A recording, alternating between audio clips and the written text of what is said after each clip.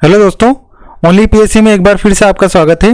तो आज से कुछ विशेष कक्षाएं स्टार्ट की जा रही हैं, जिसके अंतर्गत मैं आपको प्रबंधन पढ़ाऊंगा या मैनेजमेंट पढ़ाऊंगा।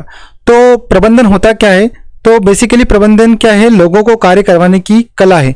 प्रबंधन का मतलब क्या? जो लोगों को कार्य करा सकते हैं उसे हम क्या कहते हैं? प्रबंधन कहते हैं। ठीक है। प्रबंधन क्या है? तो उद्देश्यों को प्रभावी ढंग से दक्षता से प्राप्त करने के उद्देश्य से किए गए कार्यों की प्रक्रिया प्रबंधन। प्रबंधन का सीधा सा मतलब यहाँ पर ये है कि किसी भी चीज को मैनेजमेंट करना, किसी भी चीज का क्या करना? मैनेजमेंट करना। तो ये जो लोगों से कार्य करवाने की जो बातें थी, ये पुराने समय में परिलक्षित होती थी, क्योंकि पुराने समय में मैनेजमेंट इतना विकसित विषय नहीं था। तो पहले के लोग क्या करते थे कि किसी से भी कोई काम करवा लेते थे, तो उसे ही उस समय क्या है कि प्रबंधन नाम दे दिया गया।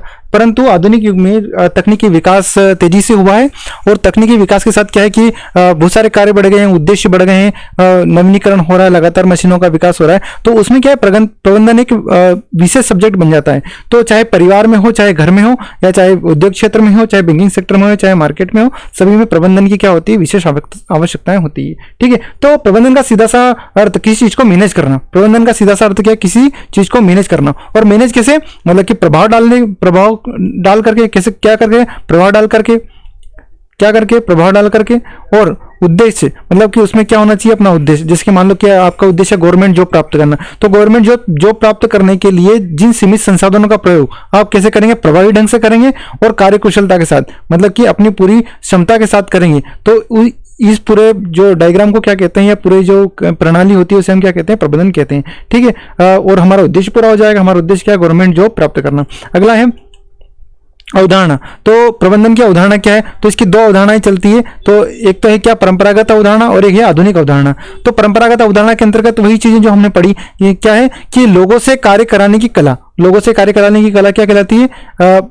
प्रबंधन कहलाता है। तो ये कौन सी अवधारणा है? ये परंपरागत, मतलब जो पिछले समय में चली आ रही थी वो अवधारणा है। लेकिन आधुनिक युग में अवधारणाएं बदल चुकी है, क्योंकि आधुनिक युग में मशीनीकरण युग आ चुका है, नगरीकरण युग आ चुका है, और जो लोकतंत्र की प्रणाली विकसित हुई उसमें क्या है कि वो सभी चीजें मैनेज करना होती है। तो उसमें प्रबंधन की विशेष महत्व होता है। तो आधुनिक प्रणाली के अनुसार क्या है कि प्रबंधन वह एक प्रक्रिया है जो संसाधनों का प्रभावशाली ढंग से दक्षता या कार्यकुशलता के साथ उद्देश्यों को प्राप्त करें। मतलब कि हमें अगर कोई उद्देश्य प्राप्त करना है तो उस उद्देश्य के लिए हम क्या करें? संसाधनों का प्रयोग, और संसाधनों के प्रयोग के साथ साथ कैसा होना चाहिए? प्रभावशाली ढंग से और कार्यकुशलता के साथ, मतलब पूरी दक्षता के साथ या पूरी वर्क एफिशिएंसी के साथ क्या होना चाहिए? कार्य होना चाहिए, जिससे कि हमें उद्देश्य क्या हो सके? प्राप्त हो सके, हमें लक्ष्य मिल सके।